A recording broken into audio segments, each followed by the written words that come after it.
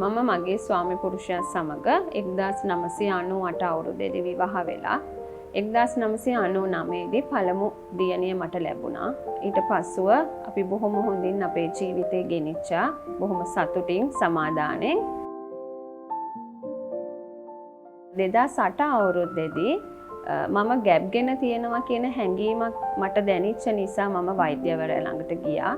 නමුත් වෛද්‍යවරයා කිව්වා එහෙම දෙයක් නෙමෙයි තිබෙන්නේ කියලා. මගේ එන්ඩ්‍රොමෙට්‍රියොසිස් රෝගය තිබුණා කියලා සොයාගත්තා. ඒකට අනුව මගේ ඩිම්බකෝෂයේ ගෙඩියක් තිබිලා ඒක ශල්‍ය කර්මයක් තුලින් ඉවත් කරා. හරියටම අවුරුද්දකට පස්සේ මම දරුවෙක් බලාපොරොත්තුවෙන් ඉන්නකොට මගේ දරුවා ගර්භාෂය තුල නෙවෙයි වර්ධනය වෙලා තිබුණේ. මගේ නාලයේ වර්ධනය වෙලා තිබුණේ. ඒක නිවසේදී පුපුරලා ගියා.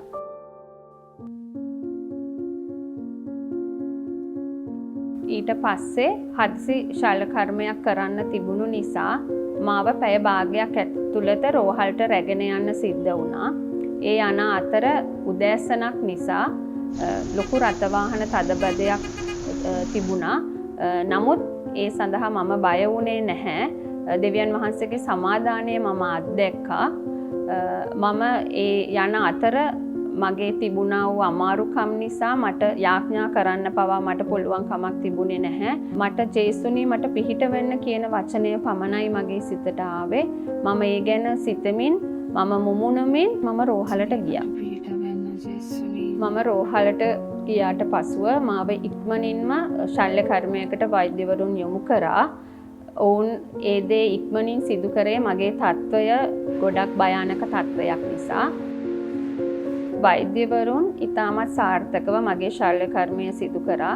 නමුත් ඔවුන්ට එක ප්‍රශ්නයක් තිබුණා. මගේ ලේ ගැලීම නතර වෙලා තිබුණේ නැහැ. නමුත් ඒ වෙලාවේ මට බයක් හිතුන්නේ නැහැ. දෙවියන් වහන්සේ මගෙත් එක්ක ඉන්න බව ඒ මොහොතේ මට දැනුණා.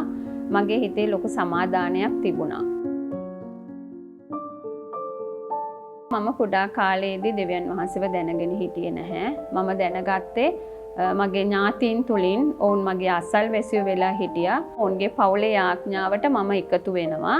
ඒ තුලින් තමයි මම දෙවියන් වහන්සේව අත්දැක්කේ. 1996 දී මගේ ජීවිතේ උන්වහන්සේට කැප කරලා කාලයත් සමග මම දෙවියන් වහන්සේත් එක්ක මගේ සම්බන්ධතාවය තවත් වර්ධනය කරගත්තා.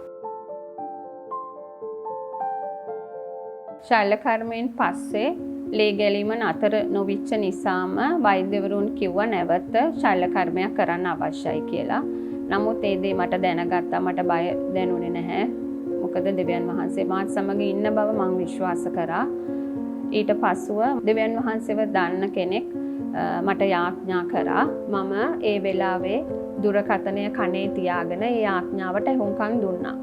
යාඥා කරලා මිනිත්තු කිහිපයකට පස්සේ මේ ලේ ගැලීම සම්පූර්ණයෙන්ම නතර වුණා. ටික දිනකට පස්සේ සම්පූර්ණ සුවය ලැබලා මම ගෙදර ආවා. වර්තමානයේදී මම මගේ ස්වාමි පුරුෂයා දියණියත් සමග බොහෝ සතුටින් ජීවත් වෙනවා. 2009 අවුරුද්දේ සිද්ධියත් සමග ඊට පසුවත් මම බොහෝ අභියෝගයන් වලට මම මුහුණ දුන්නා. ඒ හැම දෙයක් තුළින්ම මම දෙවියන් වහන්සේගේ සමාදානය, දෙවියන් වහන්සේගේ කරුණාව මම අත්දැක්කා. මේ ගමනේදී මාව ශක්තිමත් කරපු බයිබල් පදයක් තමයි ගීතාවලියේ 91 වෙනි පදය. එහි මෙසේ සඳහන් වෙනවා. දහසක් ඔබේ වම් පසින්ද, දසදහසක් ඔබේ දකුණු පසින්ද වැටෙන්නෝය. එහෙත් පීඩාවක් ඔබට නම් ඇති නොවන්නේය. මම දෙවියන් වහන්සේට අනේක වාරයක් ස්තුති කරනවා මගේ ජීවිතේ එදා බේරගත් එක ගැන. මගේ දියණිය උසස් අධ්‍යාපනය සම්පූර්ණ කළා. ඇය දැන් රැකියාවක් කරනවා. අපි පවුලක් ලෙස දෙවියන් වහන්සේට තව තවත් ලං වෙමින් අපේ පවුලේ යාඥාවත් කරමින් සේවයත් අපි උන්වහන්සේ වෙනුවෙන් කරමින් අපේ ජීවිත ගමන අපි ඉදිරියට ගෙනියනවා. මම මගේ ජීවිතේ ආපසු හැරිලා බලනකොට මම දෙවියන් වහන්සේගෙන් ප්‍රශ්න කරේ නැහැ මට තව දරුවෙක් නොදුන්නේ ඇයි කියන එක. ඒක දෙවියන් වහන්සේගේ කැමැත්ත කියන එක පමණයි මම විශ්වාස කරේ.